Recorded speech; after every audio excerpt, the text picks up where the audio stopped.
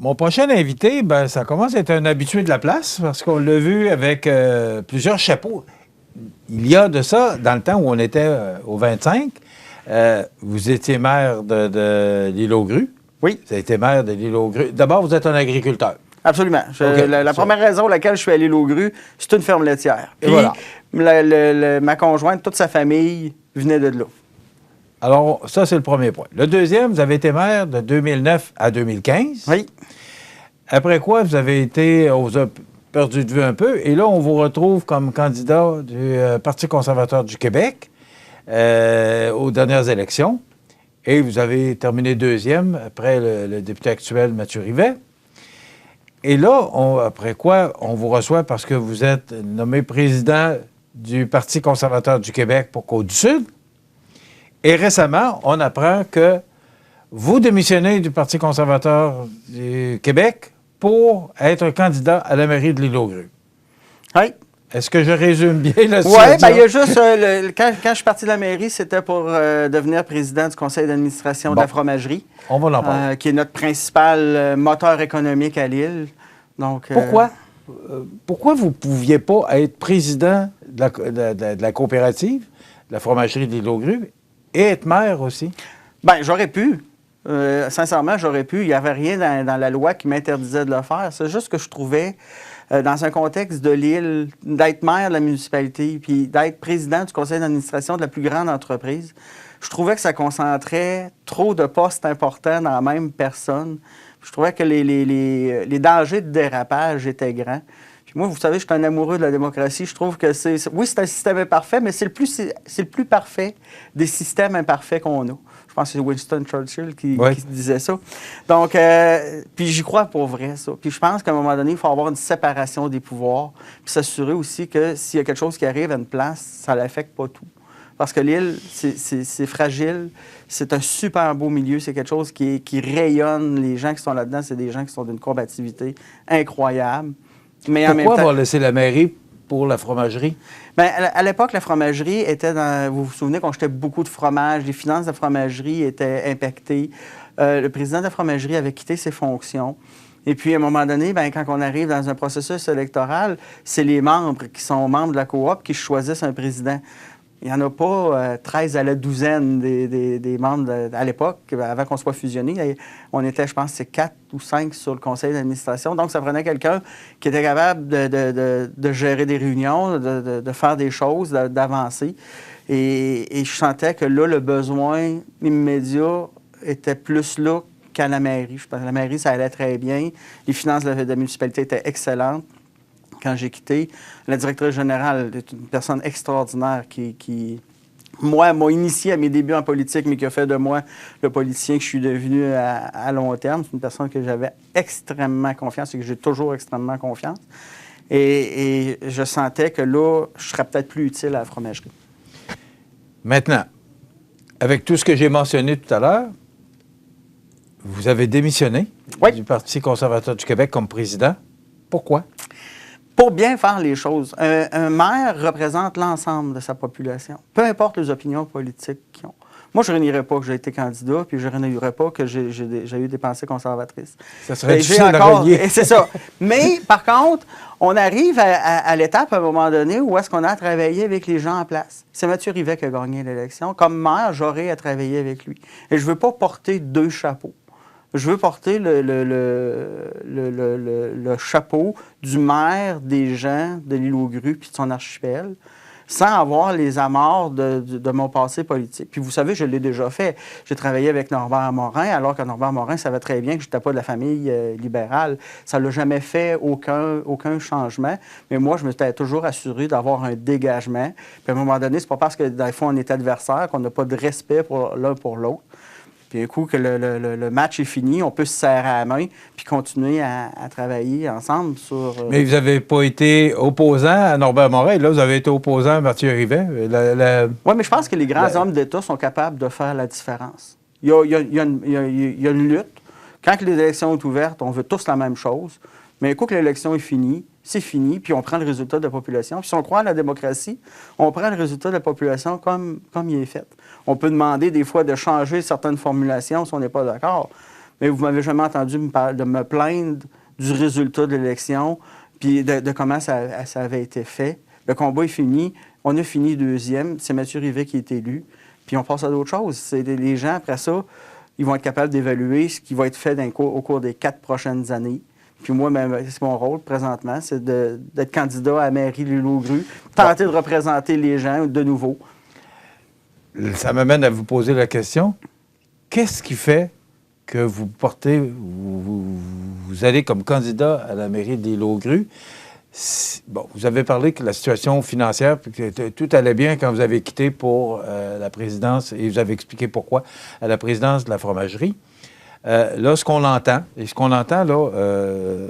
c'est que c'est pas le bonheur total actuellement à la municipalité. Le départ de M. Gariepi. Également, on apprend le départ d'un conseiller au mois de décembre. On va parler des finances aussi. Qu'est-ce qui fait que Frédéric Poulain pose sa candidature dans une situation qui n'est peut-être pas la meilleure actuellement? Non, c'est peut-être pas la situation la meilleure, mais par contre, j'ai l'expérience de la mairie. Moi, je suis prêt à prendre la mairie. Je n'ai pas approfondi les dossiers parce que, vous savez, quand j'ai quitté, j'ai refusé de jouer à la belle-mère. Je suis jamais allé me rasseoir dans la salle du conseil pour critiquer ce que le conseil faisait parce que je trouve ça déplorable quand il y a des gens qui le font. Ils se retirent, puis ils s'en vont dans les médias, puis ils chialent sur ce qui aurait pu changer. Moi, ça me pue au nez, ça, cette façon de faire-là. Fait que je m'étais retiré, j'ai laissé les gens agir. Et là, moi, j'avais pas ce plan-là, mais quand Pierre Gariepi, le maire, a démissionné, bien, c'est évident qu'à un moment donné, avec l'expérience que j'ai, j'avais certains projets aussi en tête à l'époque. Comme? Ben, parce que c'était la prochaine question. Oui, vous présentez maintenant, vous vous présentez pourquoi? Bien, il y a des choses à régulariser. Bon, premièrement, si vous, à Montmagny, vous entendez parler qu'il y a de la chicane à l'île, c'est parce qu'il y en a un peu. Bien, le premier rôle d'un maire, c'est d'être un médiateur. C'est d'être quelqu'un qui est capable d'asseoir tout le monde et de se parler. Puis je pense que la moins bonne des ententes est meilleure que le meilleur des procès. Là. Mais je pense qu'on est rendu à l'étape d'avoir quelqu'un qui est neutre, puis qui est capable de s'asseoir avec les gens, puis qu'on soit capable de regarder ça froidement. Puis à un moment donné, il faut laisser l'émotion s'évacuer, puis se concentrer sur les faits, puis travailler sur les faits. Puis je ne prendrai pas parti le plus pour l'un que pour l'autre. Je n'ai pas le fin mot du problème. Mais je sais qu'il y a un problème, puis je sais que moi, avec l'expérience que j'ai, je suis capable de m'asseoir avec les gens puis qu'on s'en parle. Qu'on soit capable d'arriver à une solution, puis un terrain d'entente qui soit satisfaisant pour tout le monde. Ça, c'est une des choses. Deuxième des choses que je me rends compte, c'est qu'au niveau, par exemple, de Traverse, vous savez que c'est 2 hivers de suite qu'on n'a pas de bateau d'hiver pour nous desservir, pour XY raison. Mais on dirait que l'île-aux-Grues, vous savez, quand j'étais maire, là, j'avais juste avoir le bateau d'hiver, là, c'était un job à temps plein. Il faut vraiment s'y atteler, il faut mettre la pression politique, il faut faire valoir nos points. Parce qu'on est toujours les premiers à dire, on est toujours en train de se faire dire « Ah, vous savez, c'est compliqué, on n'a pas de navire. » Puis OK, fine, mais c'est parce que quand il y a un brisant à l'île aux Coudes, ça prend 2 jours, puis vous en avez un qui est rendu là. Avec l'île aux Grues, nous autres, on en demande un par année. Je pense que ce genre de détails-là, c'est fondamental pour notre économie. Il faut être capable de faire les représentations là-dessus. C'est un des sujets, il faut être capable d'avoir sécurisé nos modes de transport qui font en sorte qu'on est capable de développer notre économie.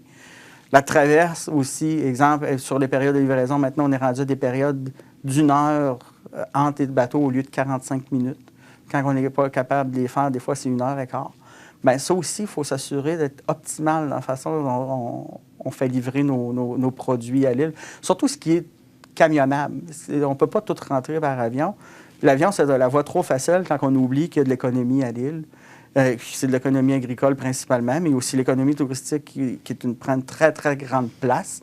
Et l'économie de la chasse. Et je pense qu'il faut voir l'île comme étant un produit global, mais aussi qu'il y a une économie forte. Puis c'est ce qui fait la différence entre l'île aux Grues et l'île verte, par exemple. C'est que nous, on a une industrie agricole, on a une industrie touristique qui est plus structurée, puis on a une industrie de la chasse. Mais toute cette économie-là dépend des transports qu'on a. Et ça aussi, il faut que ça soit optimal là-dessus. Puis après ça, bien, s'ajoute aussi la charge fiscale qu'on fait porter sur nos concitoyens. Vous savez, moi, quand je suis arrivé comme maire... Comment ça va? Parce que c'est quoi? C'est tout près de 250 insulaires? Ouais, aux alentours, ça dépend de la période de l'année, là, mais... Comment ça va, les lots-grues? Compte de taxes, on n'entend pas peu parler là, pour l'instant. Les comptes de taxes cette année ont augmenté quand même passablement. Là. OK. Je n'ai pas le fin mot de ça parce que je ne suis pas allé fouiller. Vous savez, je suis tout au début, ça fait à peu près 2 semaines une semaine ou deux, ouais, à peu près ça, que j'ai décidé là, que je serais maire. Comme je vous disais, je n'ai pas investigué et puis je me suis pas impliqué pour ne pas jouer à belle-mère parce que souvent, c'est pas rendre service aux gens qui sont en place. Mais il y a un paquet de décisions qui sont à prendre pour maintenir le fardeau fiscal des citoyens quand même relativement bas.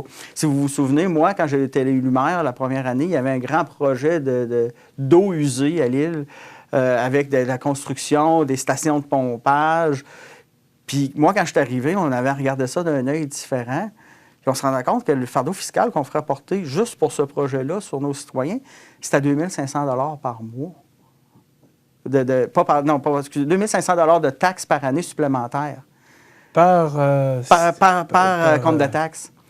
Et là, on s'est dit, si on prend le temps de regarder la population qui habitait à l'île à l'époque, ben, il y avait beaucoup de femmes qui étaient, ou d'hommes qui avaient hérité de la maison familiale, conjoints décédés. On savait très bien qu'il n'y avait pas les moyens de se payer ça. Bien, si le conseil municipal puis la population, parce qu'on avait réuni la population, on avait expliqué le problème, puis on avait pris un vote, qui n'était pas un vote officiel, mais quand même un vote. Il y avait suffisamment de gens dans la salle pour que ça soit parfaitement représentatif. Puis on avait décidé de ne pas aller de l'avant avec ce projet-là, puis de trouver une autre solution qui n'impactait pas les finances des gens. Puis finalement, c'est un citoyen de l'île qui nous est arrivé en nous disant, vous savez, si vous mettez des lampes UV à la sortie entretenues par la municipalité, bon, on règle notre problème, puis on est capable d'aller de l'avant sans tout faire ces travaux-là. Donc, puis c'est la solution qui a été adoptée. C'est comme ça qu'on l'a fait. Puis souvent, c'est d'aller avec un autre regard sur certaines situations, puis trouver la solution qui est la plus économique pour tous, pour être capable de maintenir notre milieu, puis de maintenir nos gens actifs. Parce que ça ne peut pas tout être des gens à retraite qui achètent des maisons. Ça prend un milieu, ça prend un équilibre entre les gens qui sont très actifs sur l'île, qui maintiennent notre économie, qui travaillent à la fromagerie, qui travaillent sur les fermes, qui travaillent dans les entreprises touristiques, qui travaillent à la chatte. Ça prend un équilibre là-dedans. Puis c'est pas tout le monde qui a une capacité de payer à l'infini. Frédéric, vous êtes élu c'est la date de l'élection? C'est le 23 avril. OK. Vous êtes élu. C'est quoi la première chose que vous voulez faire? J'ai une liste de contacts à appeler. Ouais. Parce qu'il manque encore un conseiller, parce qu'il y a une élection pour un poste de conseiller aussi. Oui. Est-ce qu'il y a des gens qui ont déjà posé leur candidature? Non, je ne suis pas au courant. Sincèrement, quand je porte mon nom quand je vais porter mon nom dans une activité comme celle-là, je ne regarde jamais qui d'autre est là. J'y vais, puis j'offre ce que j'ai à offrir. Ça fait pas, mais... Fait que j'ai une liste de contacts à appeler. Évidemment, on va se réunir avec le conseil municipal. Je pense qu'au début, ça va vraiment être un job de médiation. S'assurer que tout le monde est capable de se parler. Parce que l'île aux grues, là, quand l'île aux grues est unie, là, elle est extrêmement forte. Puis il y a des choses... Si vous confiez l'île aux grues à des fonctionnaires qui ne connaissent pas l'île, c'est clair que financièrement, pas financièrement, mais socialement, c'est facile de dire que ça devrait fermer. Mais ce qui fait que l'île aux grues et l'île aux grues, c'est les gens qui sont dedans, puis qui se sont toujours battus pour maintenir les services, maintenir les familles, s'assurer qu'il y ait un développement économique. Il y a beaucoup de gens qui n'ont pas pris du profit qu'ils auraient pu prendre pour que l'île continue à fonctionner. Puis je pense que par respect pour ces gens-là, il faut être capable de s'unir, puis d'être capable de continuer le combat ensemble, parce qu'on est vraiment un vecteur économique. Puis nous autres, on n'est pas... on dépend de sociétés d'État pour certains services, mais on produit une économie qui est quand même assez substantielle avec le tourisme, avec la fromagerie, les fromages, les fermes. On achète beaucoup à l'extérieur de l'île, évidemment. Puis je pense que l'apport économique de l'île aux grues, qui a déjà été démontré dans une étude là, avant mon premier mandat, on parlait à l'époque, je pense, de 14 millions de retombées économiques sur ce que l'île aux grues avait à apporter. Donc, nous autres, on veut créer de l'économie, on veut faire partie de l'économie, puis s'assurer qu'il y ait une continuité dans le temps, parce qu'on ne fait pas ça juste pour nous, on fait ça pour être capable de passer à la main. Surtout comme moi, je viens d'un milieu agricole, puis que c'est souvent comme ça que c'est vécu. Rapidement, parce que c'est déjà terminé, est-ce que vous faites une campagne sur l'île? Est-ce que vous allez faire du porte-à-porte? Bon, parce que les gens vous connaissent. Vous avez été maire pendant 6 ans. Bien, étonnamment, le porte-à-porte à l'île, oui, un peu, mais ça se fait beaucoup dans les activités aussi. Puis moi, je me souviens que la première campagne, j'avais envoyé une lettre par semaine durant la campagne pour expliquer aux gens un peu c'était quoi ma vision. Je ne sais pas si je vais avoir de l'opposition ou non. Mais c'est évident que la première des choses, c'est qu'on demeure toujours très ouvert aux questions, aux critiques, répondre aux interrogations, parce qu'il y a des gens qui sont arrivés qui ne nous connaissent pas. Il y a certaines choses qui peuvent être dites. Votre expérience de la dernière campagne électorale, c'est de l'expérience que vous avez acquise aussi? Oui, mais en même temps, à Lille, on se connaît tellement. Là. À part les nouveaux arrivants. C'est une grande famille. Oui, bien c'est ça. C'est une grande famille avec ses qualités et ses défauts.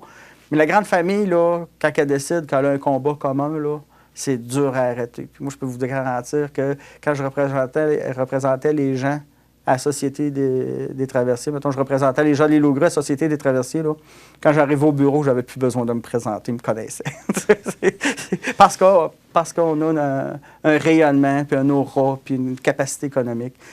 On va vous souhaiter une bonne campagne. Merci beaucoup. Puis on va se tenir au courant des développements. Absolument, absolument. Merci beaucoup. Merci. Frédéric Poulin, candidat à la mairie de l'Île aux Grues.